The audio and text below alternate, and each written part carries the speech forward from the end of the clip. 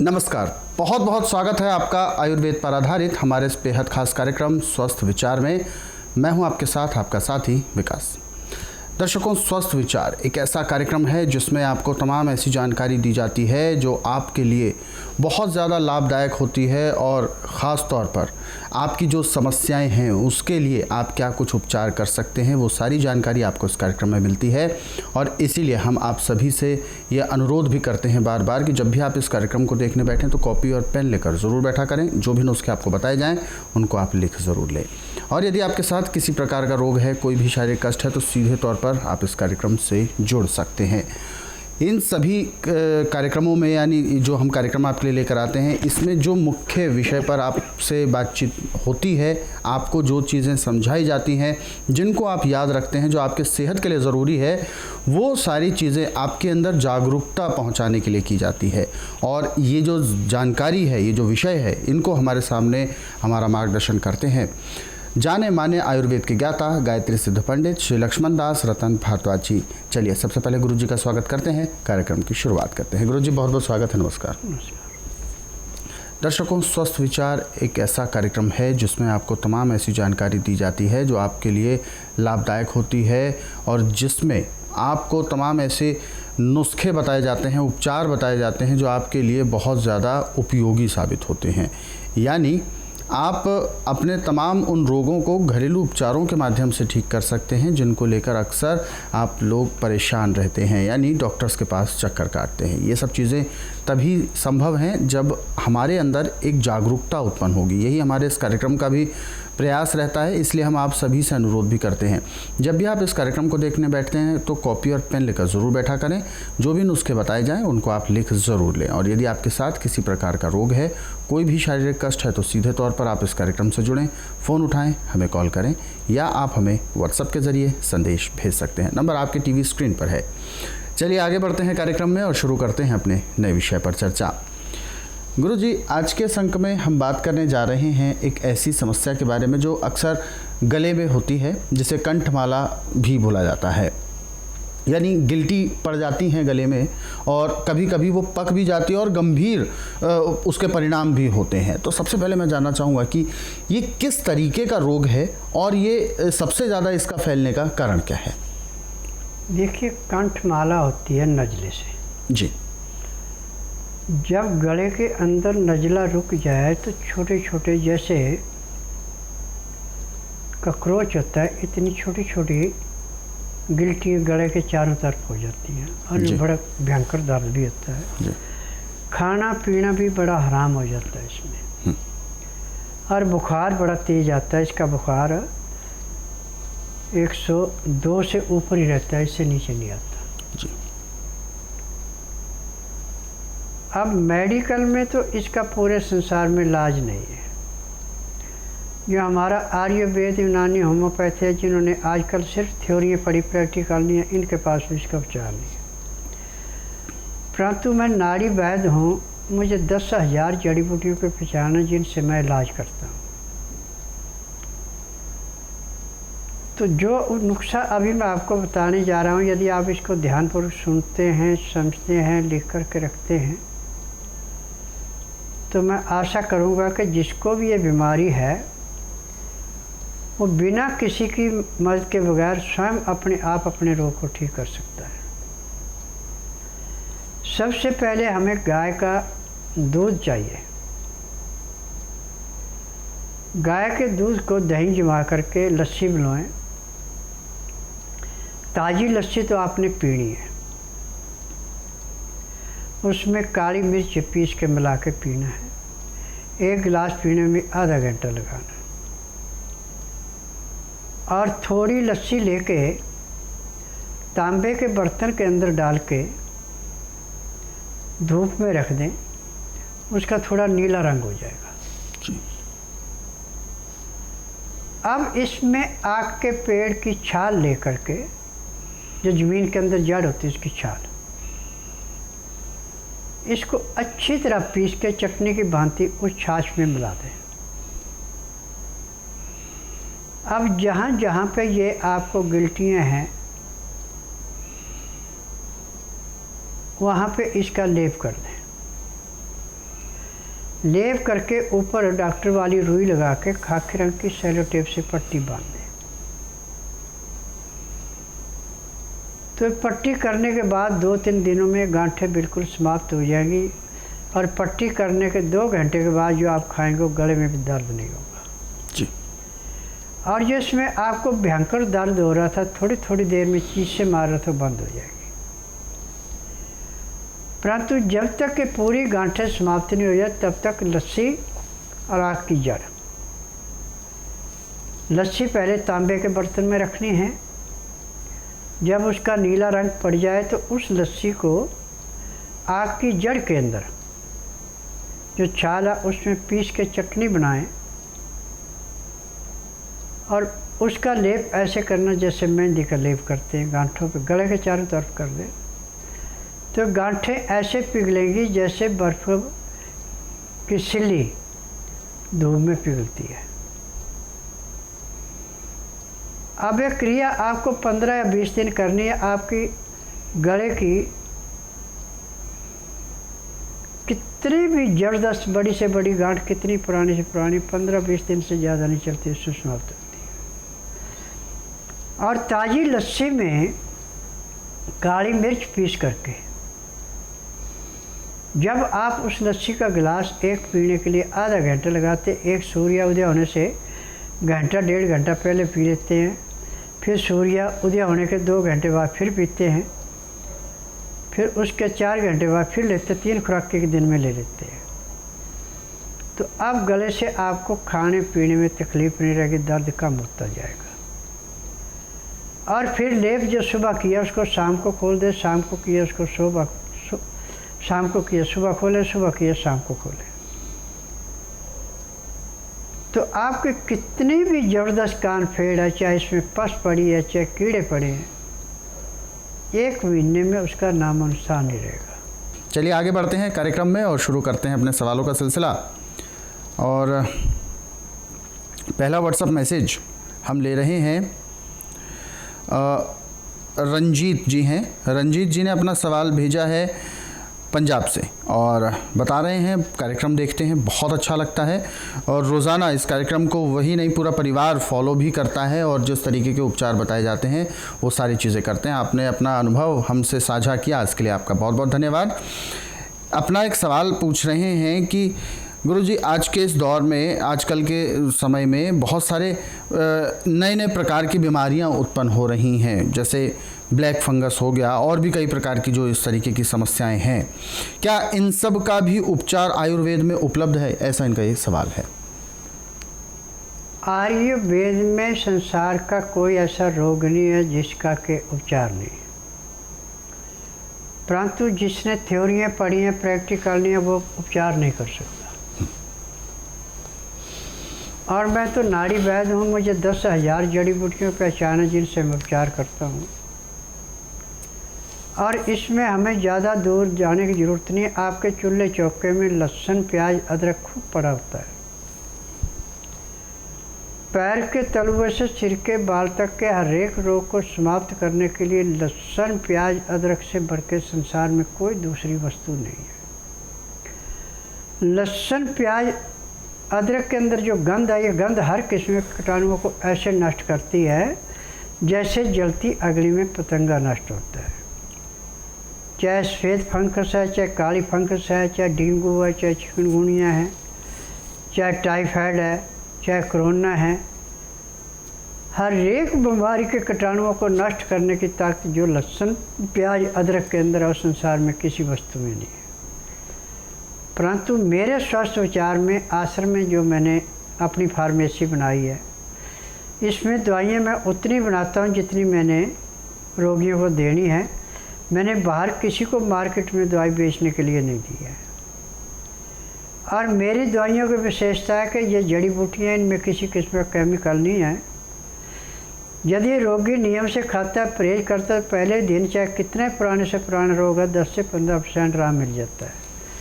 जिसका भाग अच्छा, उसको 35 से 40% आराम भी मिल जाता है।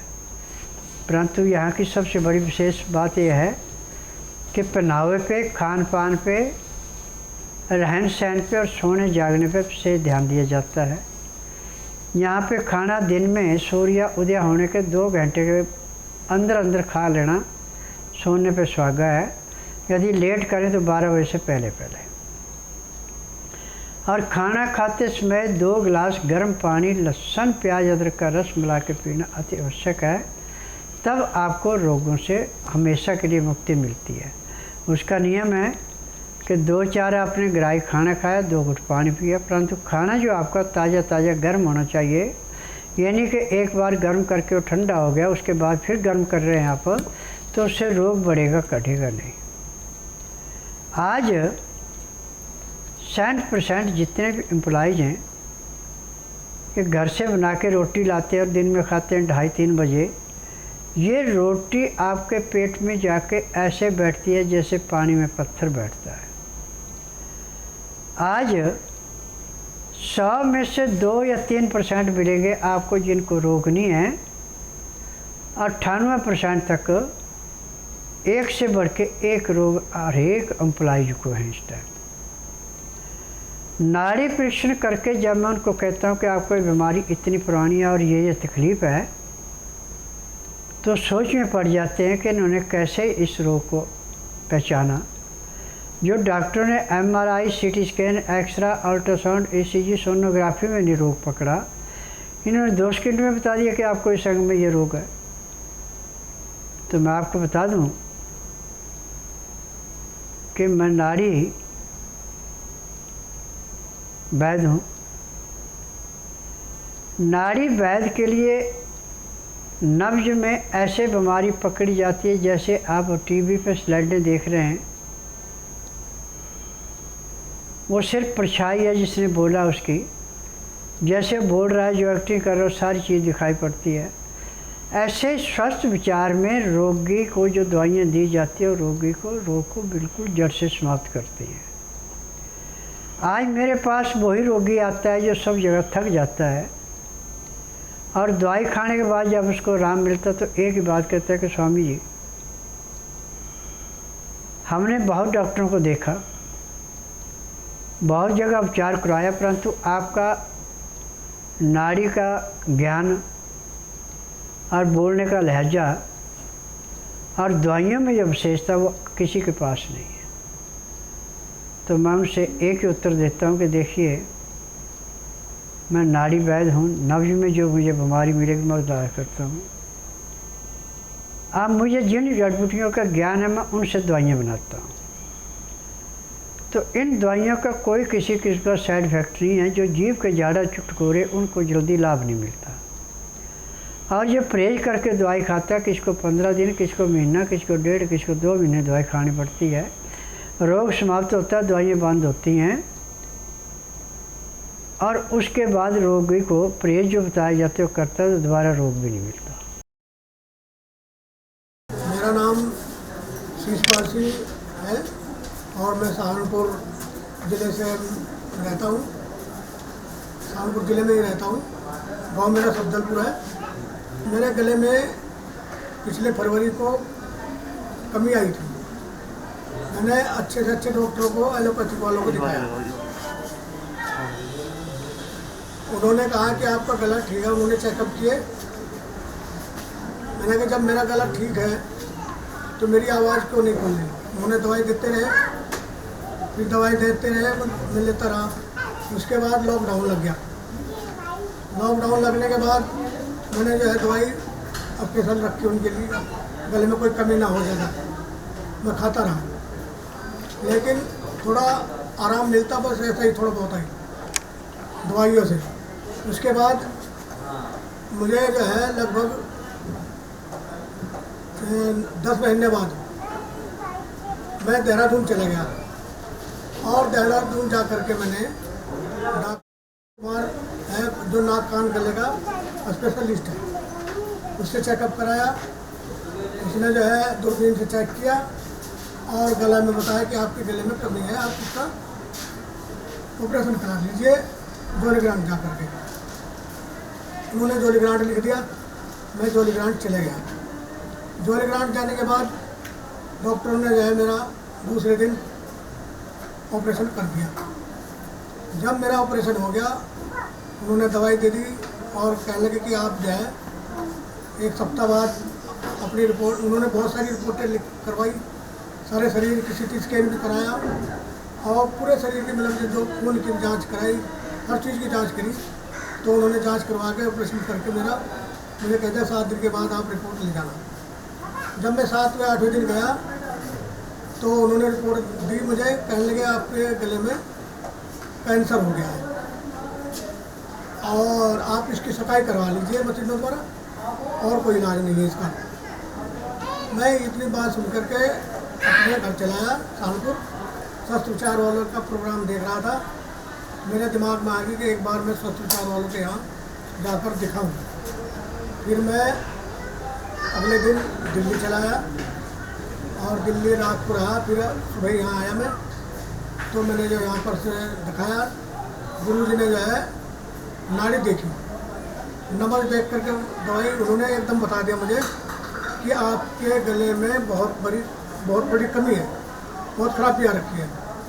मैंने कहा जी डॉक्टर लोग कह रहे थे कि इसमें कैंसर आ गया। कहने लगे इसमें कैंसर बिल्कुल ही नहीं है, आपका गला काला हुआ पड़ा है और आपका गला काला हुआ पड़ा है और आपके आंतों में भी कमी आ रखी है।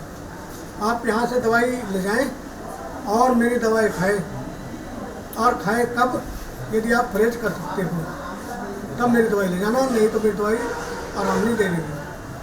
मैं अपना दम भर के गुरुजी के यहाँ से स्वस्थ विचार वालों से दवाई ले गया और दवाई ले जाने के बाद मैंने जो है लगभग 2 महीने हो गए दवाई खाई, पूरे दम भर के दवाई खाई। कोई जो परहेज बताया था वो मैं करता रहा, तो इनका परहेज नहीं तोड़ा, परहेज के साथ मैंने दवाई खाई।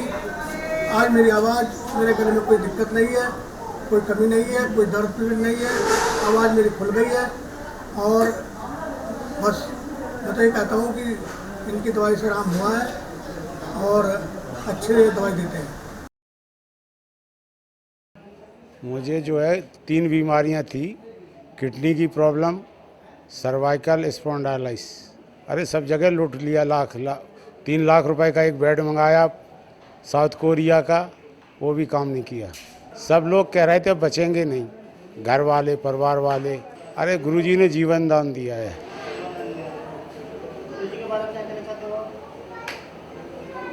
जीवन में अगर मैं किसी पे भरोसा करता हूँ तो जो है गुरुजी पे। आगे बढ़ते हैं अपने अगले सवाल की ओर। गरिमा जी हैं मध्य प्रदेश से और मध्य प्रदेश में पुलिस कर्मी हैं ये। इन्होंने अपना सवाल पूछा है कि गुरुजी कुछ समय से यानी पिछले 1.5 वर्ष से इनके साथ एक ऐसी समस्या बनी हुई है जो वास्तव में परेशान बहुत कर रही है, यानी इनको खड़े रहने का ज़्यादा काम है, जिस वजह से कमर के दोनों हिस्से दाईं तरफ और बाईं तरफ दर्द रहता है और अभी पिछले 1 साल से अनियमितता भी बहुत ज़्यादा है। तो ये जानना चाहते हैं कि आखिर तो इसके अलावा क्या ऑप्शन भी नहीं हो सकता और क्या ये रोग बन गया है या इसको कैसे किया जाए, ये आपसे जानना चाहते हैं। देखिए, आप जो सलवार की जगह पैंट पहनते हैं, पैंट के अंदर बुकरम होती है बेल्ट में, जो बुकरम अंदर जाके आपके मासिक धर्म की नसों को ऐसे दबाती है जैसे आप बालों पे रबड़ी लगा के उसको कसते हैं।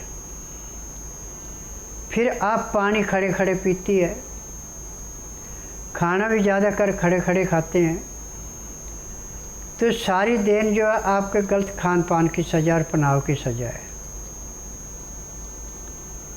यदि आप कमीज सलवार पहने, सलवार नाड़े वाली, और मेरे बताए गए नियम को अपनाएं और नाड़ी परीक्षण के बाद जो दवाइयाँ देता हो खाएं, तो जिस दिन आश्रम में आएंगे उसी दिन आपका कमर में जो दर्द है वो समाप्त हो जाएगा और आपका खाना पीना भी ऐसे पचेगा जैसे रेते की ढेरी पे पानी डाल के रेता पानी चूस लेता है, बह नहीं देता, ऐसे खाना अच्छा पचेगा। आपका मासिक धर्म भी अच्छा आएगा, पेट भी अच्छा साफ होगा और आपका रोग का भी नामो निशान नहीं रहेगा। दर्शकों, हमारे इन कार्यक्रमों को आप अपने सरल और सुविधाजनक समय पर देखना चाहते हैं तो YouTube के ज़रिए भी देख सकते हैं और Facebook के ज़रिए भी देख सकते हैं। हमारा यूट्यूब चैनल है स्वस्थ विचार सेहत की बात, और फेसबुक पेज है संस्कृति टीवी। इस फेसबुक पेज को आप लाइक करें और इन कार्यक्रमों को ज़रूरतमंदों तक शेयर भी ज़रूर करें। फिलहाल कार्यक्रम में वक्त इशारा कर रहा है विराम देने का। गुरुजी, आप हमारे स्टूडियो में आए, कीमती मार्गदर्शन दिया, आपका बहुत बहुत धन्यवाद। नमस्कार। दर्शकों, आज के इस विशेष कार्यक्रम में बस इतना ही। आप सभी लोग स्वस्थ रहें, निरोगी रहें। इन्हीं शुभकामनाओं के साथ हम आपसे लेंगे इजाज़त। अगले अंक में आपसे फिर होगी मुलाकात एक नए विषय के साथ। तब तक के लिए मुझे दीजिए आज्ञा। नमस्कार।